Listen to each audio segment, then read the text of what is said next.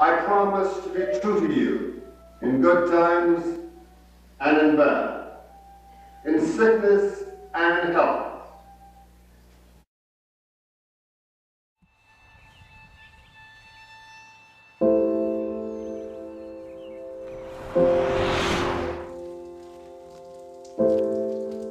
I think the first year you still did pretty much everything. He was diagnosed in March of '95. Hi. Hi, Daddy. Merry Christmas. And that whole crop year you worked. He worked with his dad still then. Hi, Daddy. Hi. He's constantly losing abilities every week. Like what he could do last week, he can't do this week. And next week, you know it's going to be something else, but you don't know what. He actually was a really good learning experience for me. He taught me a lot, like how to change the oil in the lawnmower, like how to do the books for the farm, and how to take on the responsibilities that he used to do.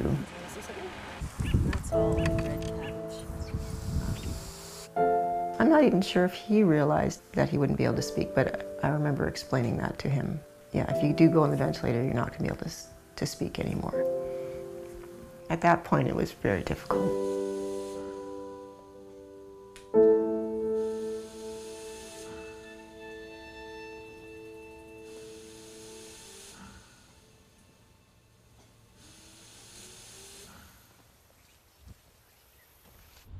I was listening to the CBC radio and I heard Mick Ebling being interviewed about the iWriter. My name is Mick Ebling, founder of Non-Impossible Labs. Everything that we stand for is this concept of technology for the sake of humanity.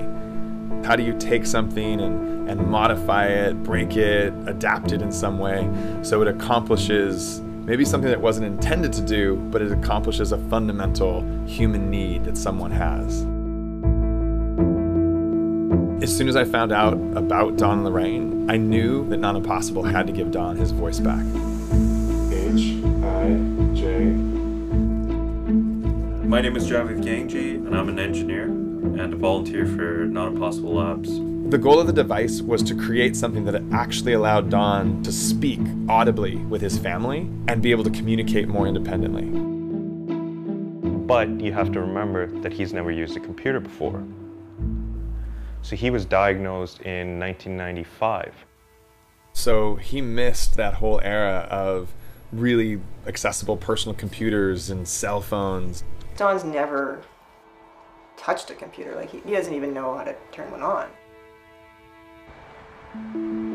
So when I went there the first time, I went with this fancy software and the fancy device, and he just said, "I'm sorry, I can't do this." So I had to think about the way he communicated for the last 15 years. I asked Lorraine to send me his letter sheet. So the letterboard is a piece of paper with the alphabet written on it in 4 quadrants. So you can tell if you hold the letterboard in front of his face which corner he's looking at by where his eyes are. And that's exactly what I'm doing in my program, looping through the letters, and when he's ready, he looks to the middle, and voila, his word's there. It's not as convenient and fast as this, Yeah. for sure. Exactly. But I mean, it's developing, so who knows where it'll go. We'll get it. Eventually, we'll get it. A year ago, I made Don a promise.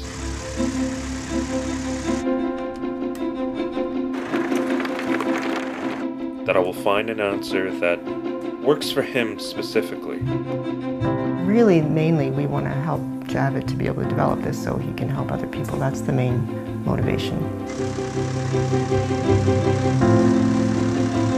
He'll be looking there. He's not looking there.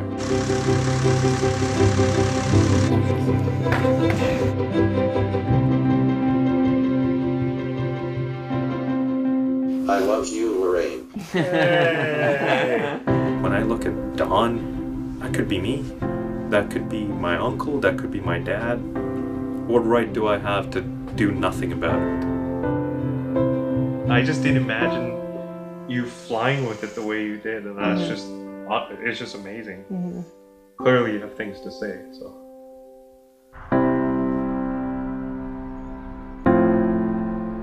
The goal of the project was to give Don his voice back and give him more of his independence. He's typing at over 2.5 words a minute. And once he's typing in, say, 3 or 4 words a minute, at that point, you're actually talking full conversation. We've created something for Don that has given him this sense of independence, and now everybody has access to this. This is this simple piece of technology that is going to be so liberating for people around the world. My dear Lorraine, I can't imagine life without you. You have made the last 25 years fly by and the last 20 with ALS more bearable. I am looking forward to the next 25 years. Love, Don.